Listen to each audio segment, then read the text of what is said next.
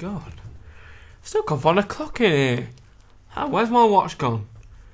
Jack, could you inform me of the time? I could not, because I don't have a watch and I'm not a very reliable person. Why don't you ask Tom? Maybe he knows. No, I'm a very reliable person. Don't have a watch, but I can tell you, ladies and gentlemen, it's podcast time. Hello and welcome to another fine edition of Blah de Blah with me, Tom Feeney. Me, Dale Harris. And me, Jack Elliott. Welcome to Blah. Blah. Well, I hope that you've sat down now, you've relaxed. That cuppa, now, let's get a refill, okay? Pause this, get a refill. Get that biscuit tin again. Yeah. Get that milk Treat out. yourself. Get a spoon, mix the milk in, and get your feet up. Now, don't put the box on. Continue listening to us because, ladies and gentlemen, we do it every week. It's called News of the Week. And this week we're going to start like we always do with Jack Elliott. Right, well, the hackers are back. I've got a perler of a story here. Is it top notch? It is top notch. It's not a schoolboy error, is it? It's not a schoolboy error. Now, this group, it says here, a hacking group has raided an online billing giant's computer systems and put thousands of customers' credit card numbers on the web. Now, the thing about this group, they're called the Underground Nazis, and you have to think, what is their political affiliation? What? Why are you looking at me like that? Oh, let's go with it, Jack. Right. Anyway, it says here, the Underground Nazis posed as the bosses Right. Jack, talk. of WHMCS to dupe the firm's web hosts into releasing top secret info. Customers' names, addresses and phone numbers were put on Twitter, sparking panic amongst the 500,000 registered users of the firm based in Milton Keynes. Keynes. Sorry, I had something in my throat. Is it Keynes or Keynes or Milton Keynes? Milton Keynes. Barclays was caught up in the attack. There's been a major FBI probe. Guys, what are your thoughts on this? Well, it's worrying. It's worrying, and it always is because these hackers now, it is now getting to a point. There was a time where I just felt they're going after the rich, they're going after the wealthy, maybe those who don't pay the tax, the full amount of tax that they should. Now it just seems like it's anyone is at risk. Well, it proves and shows the dangers of the internet, and how careful you've got to be especially about your own personal details. Yeah. Because even without making a mistake, hackers are ready to hack in. Basically, WHMEC boss Mark Pugh has said that it was a social engineering attack, and the person was able to impersonate myself. It's quite worrying, really. Well, Tom, I was watching a documentary about hackers. Was that Dispatches? No, it wasn't. Oh, right. It was on MITV, and it showed you now the techniques that they use and the advancement of techniques. And there was one policeman who said hackers, and this was so worrying when he said it, will always be one step ahead of the police. And he was a senior police officer who had just stepped down due to retirement, and he said literally we'll never be able to stop this. Well, I don't think a lot of crime won't be able to stop it permanently because especially with hackers, because they're going to be technical people, so they're going to find new ways to hack into accounts and whatnot. So so they've just got to try and control it best they can. Yeah.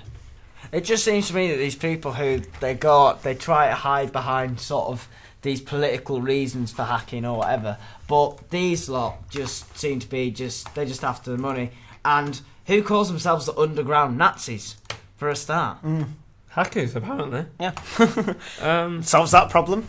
Tom, have you got a new story? Well, I hope I do, because that's why you've asked. Well, my news story is, last night, Jedward, they qualified for Eurovision, and... Wish they hadn't. Jedward, the second year running, last year was Lipstick, and may I just say, last year, I thought it couldn't get any better, but Waterline, Waterline, they have delivered this year. Because it is a good song. It's genuinely a song I could hum to. Do you know Jedward Lipstick? I'm going to honestly say this. Got it on my iPod. Oh, God. I don't own an iPod, actually. I've got it on my MP4 player. I've got it on that. Wow. And may I just say, I don't regret it. And I think Ireland have got a good chance this year. Because Jedward have done a lot of media work the past year to get them. They are now...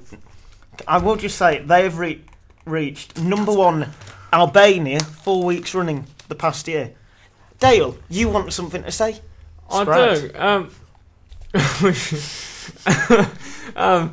Well, in a way, I could see Jedward winning because the Eurovision Song Contest, it's so wacky. The ones you don't expect, and the ones you're like, oh god, what are they doing here? They usually win it. It's like one year, I actually like, right, I'll pick out the ones who I think are good and the ones I think they're rubbish, and the one I thought was the worst of the worst won. Yeah. And the one I thought was second worst was second. The only time I've thought it's been a good year from when I've watched it, Lordy, Hallelujah. Oh yeah, I actually had to miss that song. one. Well, I will just say though, Britain, I've got that on my iPod. Britain can complain about coming last a few times, but there was one year where the song was, I'll just say, I'm not going to sing it, we're flying the flag all over the world, making dreams come true. No. And I genuinely said at the time, that's going to get 0, and it did. In a way though, I actually thought, because it was so wacky, I thought it could actually do really well. It's just one of those. I think, to be honest, most Brits are quite proud of the fact we finished last in Eurovision. But it's better system now, because it used to be just so biased and right. It's just political voting. It used to be. Basically, Britain would say, and that's 10 points for England, and no, for Ireland even. That'd be helping. And then Ireland would go, yeah, and that's 10 points for Britain. Well, not always. Yeah. Sometimes we only go 7. True. Now forgive them One for year, that. only San Marino voted for us. And Wait a minute, also, yeah. San Marino, not San Marino. Jose's country. unless Jose's taken over a country, I don't know. Maybe he has, But it's annoyed me doubly, right? Because when one, they only go 7 points, and 2, it was the year we bailed them out. It was like, I mean, exactly. come on, we gave them 2 extra favours. 7 billion. And we couldn't. Don't know what that was for. All we wanted in return was a few votes for Eurovision. But no. Anyway, what I was going to say about the Eurovision is there's Talk been about Engelbert. Talk about Engelbert. well, getting on to Engelbert, he's Jack, a Leicester legend. But Jack, what I was going to say, you've made a number of comments off microphone about Azerbaijan. Yep. Jack, They what are your do- thoughts regarding Azerbaijan? It's hosting it this year. It's controversial to some. Yeah, what they are do your have thoughts? some quite serious human rights cases. Last year, when Azerbaijan, when Armenia's song was being played, the people of Azerbaijan, they didn't get to hear Armenia. Those who voted for Armenia were rounded up and arrested. Quite a few journalists have been shot and killed. There's an opposition singer who was basically told, get out of the country, or you probably beat you to death. No, it was not Jedward. Get sued for lying. I mean, Armenia, their team's not going because they're concerned for their safety.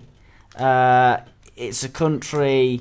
I personally don't think that Azerbaijan should really host it because the regime there is basically using Eurovision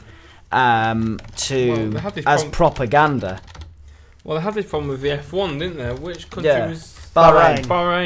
Bahrain. Yeah, I think I didn't send out the right message when stuff like that's happening, and they go, "Yeah, I have this event." Where would you have liked to have seen it gone? Where would I have liked to have seen it gone? Whoever finished second. Good call. That makes sense, actually. Does anyone remember who finished second in the Eurovision? I think I- was it Greece. I Greece were the winners before. I suppose I maybe it forgot could have they- got some money into Greece. I forgot, to be honest, until you said Azerbaijan and all this story. I forgot who won it. Yeah, To be honest. I'd forgot who won. The only reason I took it is because because I'm an Amnesty International member. I got quite a lot of stuff through about the different human rights abuses and corruption as well. It's in basically there's a Panorama episode on it. It's called Eurovision's Dirty Secret. Anything remotely linked, whether it's taxis, advice on career, anything that you can think of is linked to the Azerbaijan royal family. Right. Well, okay. Shall I introduce myself then? Yeah. Sorry. I'm really sorry. Here he is, Dale Harris, with his. News of the week. Thank you, Avengers. God, so unprofessional. Please. Sorry, Dale. Well, it was about the summer of cricket. England got off to a solid start. Yeah. A win against the West Indies. Not as straightforward as most people thought. No. But a win. Andrew Strauss gets his much needed 100 Yeah. to silence his critics. Mhm. I think it's going to be an exciting summer of cricket, despite the fact that England are only playing 3 Test matches against South Africa, which I think that's what the world. I think 1 and 2 now. South Africa, I think for a while have been our biggest threats in the one spot. Definitely. Even before India, I rate them higher than India, Yeah. to be honest. Well, Australia, their team's really gone down the ranking in the last sort of 3 years. I mean, But they've picked up the last year. Yeah, they have picked up. I was going to say 2 years Fair. ago they did look Down and out, really. down and Yeah. out, but they've certainly built the momentum. Got some good young players. Yeah. And And They're nowhere near the force they were when. oh no, but they're not going to be at the minute. No, but I think they've gone the right way around it. About it, rather than just relying on the old guard and hoping, they've given the youth a chance, and it seems to be paying off. Well, they've got Pat Howard in, who obviously famous for his rugby union days with